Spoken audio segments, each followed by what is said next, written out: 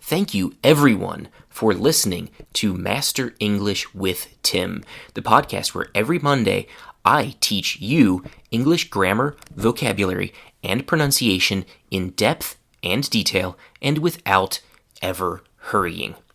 Starting with this episode that you are listening to right now, I am starting 2 channels, one on Telegram and one on WhatsApp. Both of these groups are called Master English with Tim Podcast. That's Master English with Tim Podcast. I have 2 groups because my listeners are in different parts of the world, and in some parts of the world, people use WhatsApp more, and in others, Telegram is more popular. You can find links for the groups in the text for this week's episode. So, in this week's episode, I am going to tell you a little story about a regular guy named Michael and something that happens to him that happens to almost all of us in the fall or in the winter. He gets sick.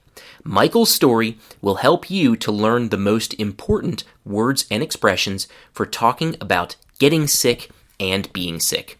So, Michael works in a big office with hundreds of people in it, and every winter he gets sick. But this winter, he wants to stay healthy, so he decides to take precautions.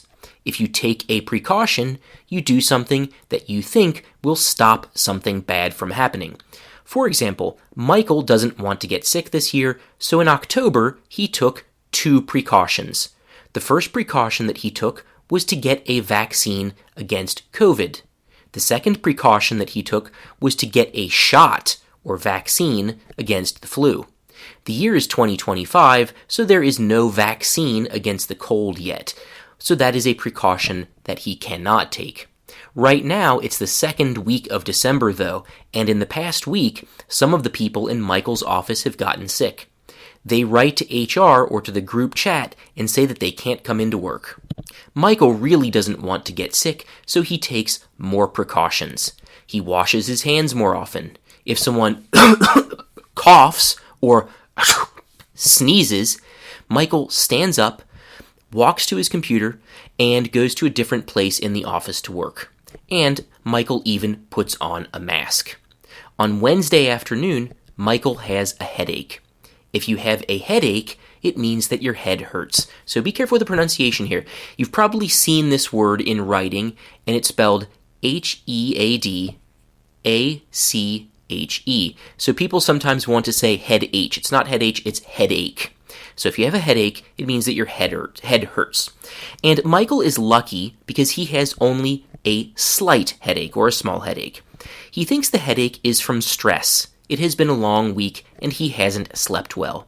And then Michael's throat starts to feel just a bit dry, so he drinks some hot tea with honey and lemon and his throat feels a little bit better. On Wednesday evening, Michael goes home with his slight headache and hopes that he's not getting sick. He is tired, but he can't tell if he's tired from work or if in fact he is getting sick. He eats a big dinner and goes to bed early. When he wakes up the next morning, he is feeling under the weather. If you are under the weather, that just means that you feel sick, usually with a cold, the flu, or COVID. And Michael is definitely under the weather right now. His headache is worse, and he is coughing. And his headache and his cough are only 2 of his symptoms. Even though Michael slept 7.5 hours, he is still tired. In fact, he is not just tired, he is exhausted. That's EXHAUSTED. If you are exhausted, it means that you are very, very tired. So tired that you really can't do anything. Also, Michael has started sneezing. And finally, Michael has a fever.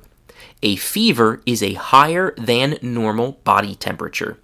So if your body temperature is, for example, 40 degrees or 41 degrees, then you have a fever. And Michael has a fever of 40.5 degrees. And even though Michael has a fever, he gets up, takes a hot shower, has breakfast, and opens his computer.